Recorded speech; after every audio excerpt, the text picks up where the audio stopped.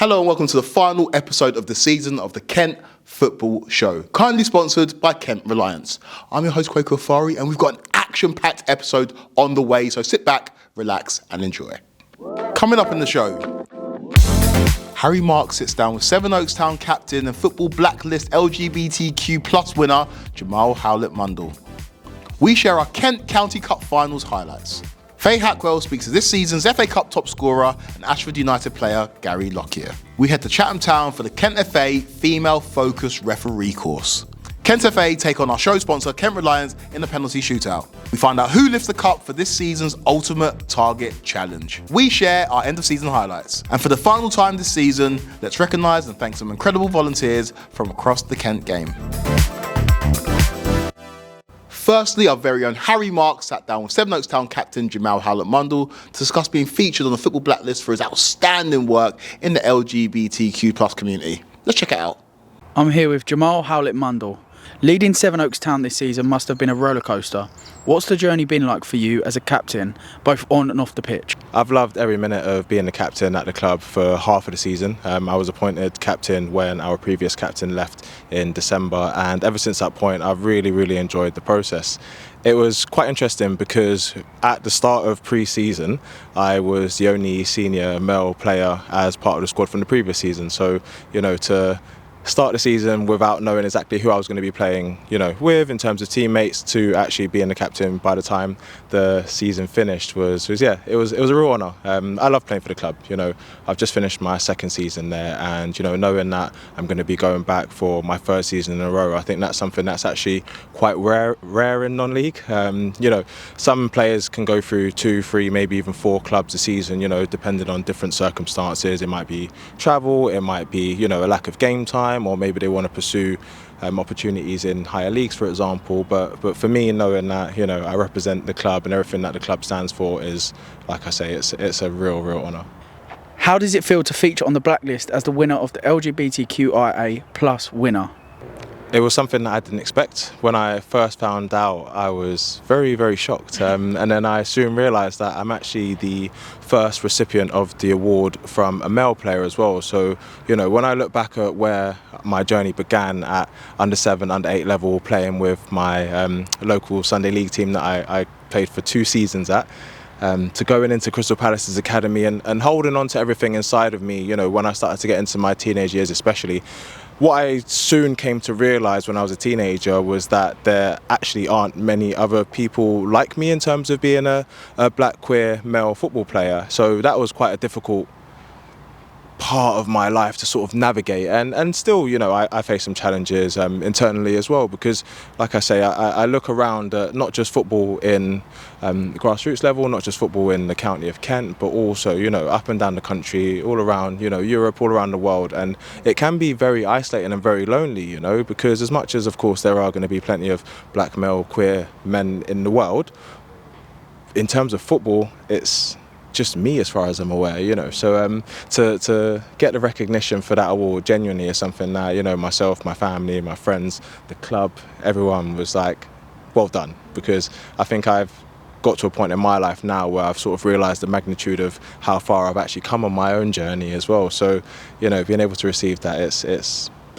very difficult to put into words genuinely, but yeah, I've really appreciated it. What challenges do players face from the LGBTQIA+ community, and how can the game become a more inclusive space for everyone? I'd say the biggest challenge is not knowing whether you're going to be accepted in a footballing environment. So whether that is at a grassroots club, or whether that is going into non-league or potentially into professional football environments. If you don't have people that are going to make it really clear that people like myself are welcome at a club or in a county, wherever it might be, even at a 5-a-side session down goals or whatever it might be as well. If you don't see, or you don't hear, or you don't sort of get that inkling that it's okay to be yourself and play football, or okay to be yourself and be a referee or be a coach, or work at the likes of the Kent FA, then you're not really going to be sure. And I've gone through periods in my life where I've sort of thought, I don't know if I sign for a new team, am I going to be accepted, or am I going to be able to be myself, And I've been really fortunate that when I have signed for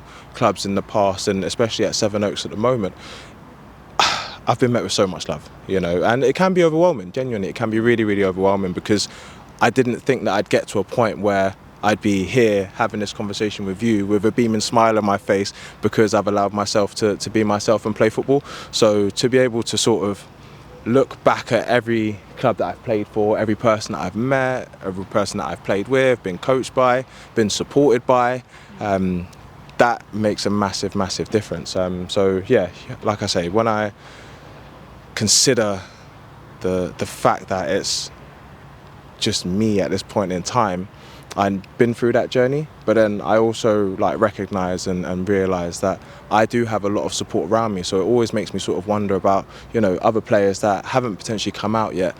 Do they have that support system? Do they have that support network? Do they have people that they can actually go to and have conversations about, whether it be their sexuality or their identity? And some people will, and unfortunately some people won't. So what is it that we as a footballing community, footballing society can sort of project and you know, outwardly say, demonstrate, whether it might be that people are welcome to be themselves and be in footballing environments. So I think when we're able to have an open conversation, you know, within the county, up and down the country, worldwide at some point hopefully, and we're able to just say, look, you're welcome here.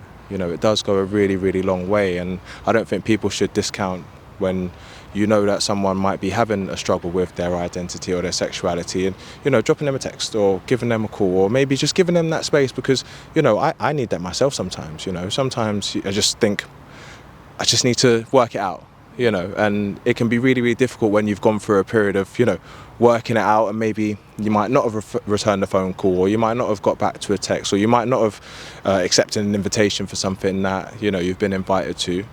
If you have the people in your life that are able to say, you know what, we still love you for you, we want you to be around us however long it takes, whether that's a day, whether that's a week, whether that's a month, whether it's a whole year, to sort of have the confidence to just be yourself in whichever environment, then I think that's definitely something that people need to keep in mind as well, because it does go a really, really long way. Thank you so much, Jahmal. What an inspirational story, and congratulations again on winning that award. Now, following a few fantastic months of County Cup finals, it's only right that we look back at some of the magic moments. Does your team feature? Let's check it out. Roberts with the free kick. Looked on, hasn't been properly dealt with, and crashed home for an opening goal by Joe Smith. Corner over on the far side will be taken by Pearce. He's taken short. Delivery into the near post, and it's gone all the way through, and I think John Brown got the final touch. The all-important touch from John Brown. Out on the left-hand side, it's Redfern who scores for Welling United. The underdogs take the lead in the Kent Senior Cup final. Be taken by Alam. Delivery towards a goalkeeper who punches, and it falls nicely for Greg, who taps the ball over the line. An early goal inside 4 minutes for Margate. Right through the middle. He's got a chance here. This could be the moment for 1-1. Great finishing from Sam Plant, and Stansfield equalise. Kick to be taken by Tyler Ibe. Curls it over the wall and into the corner. Brilliant free kick from Tyler Ibe. Ibe again. It's great play. Ibe with a cross, and there's the tap in for Tyrell Richardson. It's 3-0. Knocking on the door at the moment, Whitstable Town. Watched by the goalkeeper and straight in. Robbie Reese's corner, and it's gone in, and Robbie Reese takes the acclaim. EFC Revo on top. They're looking for a second at the moment. This might fall for David Crouch, who hits it on the volley, and he hits it brilliantly. It's 2-0. That's a sizzling strike from David Crouch. Midfield, Johnny Eads. Johnny Eads, some time and space to put the ball over the top towards Simmons, who scores! Harry Simmons. An opening goal for Old Road. It's as far as Jack Sproul. Sproul takes aim and scores a second. From distance, Jack Sproul. Then cleared away by Connor Bell. Hasn't been properly cleared yet. Good persistence from Harry Chark, gets the shot in, that's a good save. Great run inside, Kinlock. It's Kinlock, oh that is magnificent. With the outside of the right boot, it's audacious. It's his second in the final. The kick is going to be taken by Biggs. Swept towards goal, 2-0. Ethan Bradfield. Goalkeeper committed himself, but it was a very good finish from Bradfield. A great challenge by Rhys Jones and a brilliant ball from Maybourne. Freddie Gill brushes aside Drummond and puts it through the legs of the goalkeeper. Just 7 minutes before half-time. Last chance saloon. Whipped in the corner. And up in the air. Hooked back towards goal by Louis Petto. And he scores. An equalising goal for Lock's Bottom in the 99th minute. And this is Carl Atkinson who scores. Rising Sun take the lead. Could get caught out here. Alsford on the counter-attack. It's Craig Worthington wiggling his way into the penalty area and scoring a second goal. 11 minutes into stoppage time. A huge congratulations to all of the teams on the fantastic achievement that is reaching the Kent County Cup finals. Now, the FA Cup never fails to deliver the goals, the drama, the narrative, as the whole of the English pyramid gets to test themselves against the elite clubs. And one of the biggest narratives coming out of this year's FA Cup was Ashford United's Garry Lockyer, who top scored in the competition with 10 goals, outscoring the likes of Eberici Eze as he got his hands on the golden ball. So we paid him a visit to discuss that incredible achievement. Let's check it out. So, Garry Lockyer, congratulations on winning this fantastic trophy we've got in front of us, the Emirates FA Cup Golden Boot. Now, this is awarded to the player who scores the most goals from the very first qualifying round all the way through to the final. Now, you scored 10 goals in the competition as Ashford made the third qualifying round. How special is this trophy, a national trophy, to add to your cabinet of many awards you've won throughout your career? Yeah, very special. I think, you know, especially with the non-league teams coming into the FA Cup, it's not as grand as going into the sort of the first round or the second round. Obviously, that's what we try to get to. The first round, obviously, is good for the community and the financially of the club. But to win this award it's amazing, and I think to go to the final, to pick the award up then was even better. Now let's talk about some of those goals, because 4 of them came in one game here at the Green Box Stadium against Three Bridges. As your goal tally started rising, did you start to have a bit of an eye on this award? Yeah, so at first, obviously, I didn't realise that obviously non-league players got introduced into this award, but I believe it was sort of 3 years ago that they integrated the non-league players.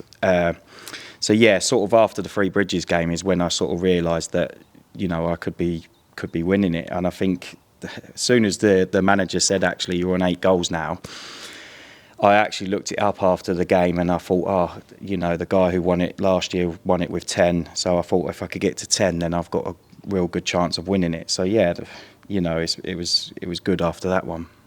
The FA Cup Golden Ball is quite a unique award because different players come into contention at different stages of the competition as teams enter and exit during the rounds. How did it feel watching the leaderboard, knowing that you'd scored 10 goals and different players were coming into contention? Yeah, it got a bit touch and go at times. I think there was a couple of non-league players on 8, and obviously they went to the first round, which is great for them. But you know, the further that we go up, the better the teams come. So I sort of was hoping they'd go out, and which they did. And you know, when the elites come in, you know, you Erling Haaland, Mo Salah, and Isak, and all the top players at the top level, you just never know what they can do, and they can provide anything at any time. So when I got to the sort of quarterfinals, that's when I sort of knew I'd won it. So yeah, that, you know, I did follow it. I got a bit of stick off the lads, so it was great to finally win it. You got to go to Wembley with your family to collect the award at the FA Cup final between Manchester City and Crystal Palace. Talk us through what that experience was like on the day. It was amazing. So I got there about midday, and then as I walked through the changing rooms, Wayne Rooney was there, my footballing idol growing up. I watched him. I'm a big Man United fan, and you know, I was a bit starstruck at first, and the guy who sort of was looking after me, he sort of was like, "Oh, is everything okay?" And I was like, I just sort of stopped in my boots, and you know, and then I was going pitch side with all the players that, you know, have done exceptional things in the Premier League and in all different kinds of leagues. You know, the sort of level that you wanted to get at, but you know, that doesn't happen for everyone, and it doesn't happen for a lot of people. But to go down there and feel as important as them sometimes was great, and then obviously have my wife and boys in the crowd, And yeah, it was amazing from start to finish, to be honest. A dream come true, and you know, and now my name's in history books. You live locally and have had several different spells at Ashford United, being top scorer here on multiple seasons. How did it feel to you to win this award as an Ashford United player, and what does this club mean to you? Oh, it means a lot. Obviously, it means more to me than it would someone that doesn't live in Ashford. Ashford is a big place in my heart. I started here in 2010. It didn't quite work out. I was quite young, quite naive into the non-league game, but yeah, Ashford's massive for me. I live literally 2 miles from the ground. I come up here, I do a bit of coaching here. My kids come and watch, and it's just a great place. And with the 2 new owners coming in, it's really starting to take off, and we just got to match that on the pitch now. And I think, you know, a promotion for myself would be topping it all off. Well, congratulations. Next season's going to have a lot to live up to, I'm sure. Enjoy it. Definitely. Thank you very much. Thanks, Gary. What an incredible achievement, and keep making Kent proud. Now, female officials are crucial in terms of growing the women's game and also to help inspire the future generation. And as a county FA, we are dedicated to supporting them. So we went behind the scenes for a female-focused referee course to check it out. Hi guys, we are here at Chatham Town Football Club for our female-focused refereeing course. We have had an outstanding 26 sign-ups for this course, and hopefully they will go on to be our match officials around the county.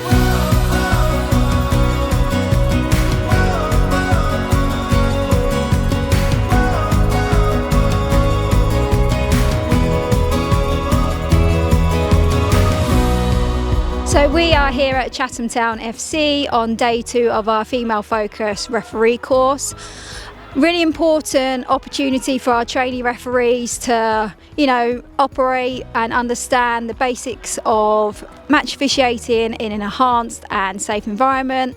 They've got an opportunity to carry out drills for the first time, just to make sure they understand how to blow their whistle, issue a caution, give a goal kick, and lots of on-field time to make sure that they can practice their skills before they go on to referee their first official game. How have you found the course so far, including the evening and the day today? I found it, I think it was quite easy, to be fair, but some of the bits were quite difficult, but I thought it was explained really well by everyone. Why are courses like this so important to the female community in Kent, do you think? Because it's quite a male-dominated sport. It gives women recognition and makes everyone know that they can do it as well as men. And what's been your favourite part of the course over this evening and the day today? What has been your favourite part? I think my favourite part was doing the little drills and doing like the role play in our groups, because I think it really sort of brought it to life about what you actually had to do. Favourite part of the course over the evening and the day today? Definitely the practical stuff today, like practicing all the hand signals and doing all the running and stuff has been really fun. So courses like these are so important as there's a lack of representation of females within refereeing. So these females have come out here today to make friends, to meet new people, learn about refereeing. They don't see it out there as much, so it's important that we provide these opportunities for all our females as well. Great work from everyone on the course there. We look forward to supporting you on your ongoing journey. Now, as is the last episode of the season, we have got our competitive juices flowing and decided to challenge our partner, Kent Reliance, to a penalty shootout. Let's see how we got on. Come on, Kent FA. Hi guys, we're here at the Star Meadow Complex, home of Soccer Elite Football Academy. We are here for the final penalty shootout of this season, and we have got Kent Reliance with us as part of and some of the Kent FA team. Final penalty shootout of the season. You guys ready? Let's go. Kent FA up first. Kent Reliance in goal. 3 penalties each. On the whistle, 1 step. Oh, it's a great save. Great save. Kent Reliance up taking now.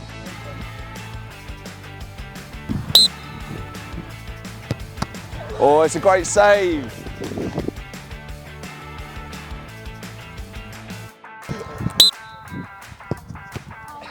Another great save. Upsets now, Kent Reliance, who can make it 1-0.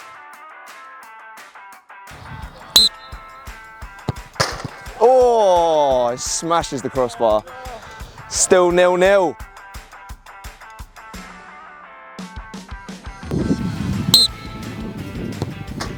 It's a great penalty in off the post.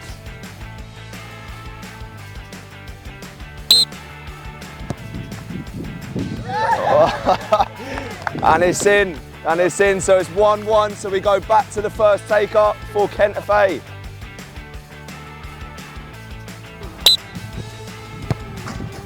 Great penalty into the top left corner. Kent Reliance here, remember his sudden death.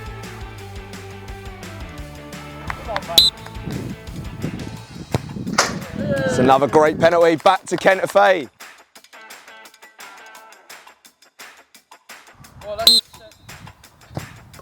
Oh, and it's saved. It's saved. Still 2-2. Come on, redemption. It's going to be 3-2 for the win.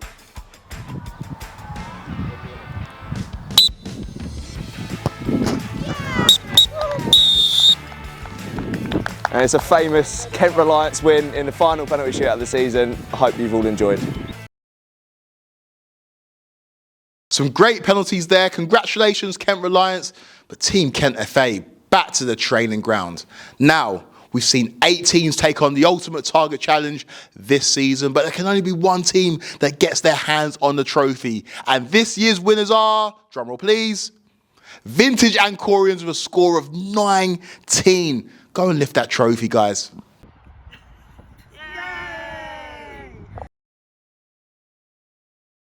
Congratulations, Vintage Ancorians. Great to see you get your hands on the silverware. Now, as the season draws to a close, it's time for us to take a look back and celebrate all the fantastic achievements in the Kent game.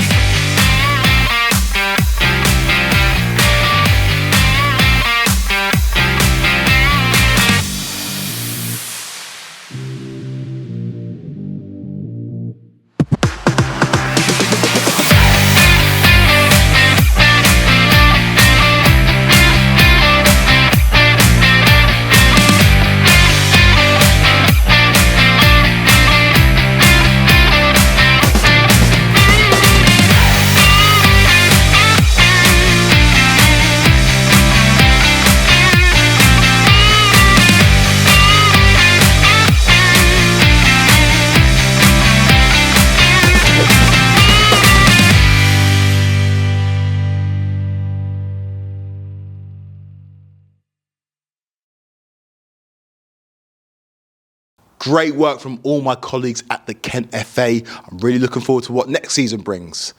Now, for the final time this season, it's my favourite part of the show. It's where we say a big, heartfelt thank you to all the volunteers across the county. Let's see who featured this month. It is our final thank you to our amazing volunteers for the 24-25 football season. First up, it is Lee Jones from Castle Colts, who is a club welfare officer for the club. Next up, it is Laura Smith, who is also a club welfare officer but for Ashford Sensory, and they both do some fantastic work at protecting and safeguarding their clubs. Next up, it is Tom Hoyne, who is the football coach and manager of Dartford Royals and does some fantastic work every single training session and match day. Next up, it is Mark Bence, who is the chairperson of Beckenham United, who wears many different hats within the club to make sure the club runs smoothly. Lastly, it is Brian Gray, who is the chairperson of the Kent Football Disability League and does some fantastic work at enabling inclusive opportunities within a competitive environment. A big thank you to all those volunteers across the season that has made the 24-25 season so special. For the last time this season, back to you, Kwaku. Congratulations to all of those wonderful volunteers, and a big thank you for all the fantastic work that you do in your football community. And that's full time on another unforgettable season of the Kent Football Show. We hope you enjoyed it. Remember to like, comment and subscribe. A big thank you to the show sponsor Kent Reliance, and a shout out to those who featured in this episode and also episodes throughout the season, and a massive shout out to yourselves for tuning in. Have an amazing summer, and we'll see you next season for more action in Kent.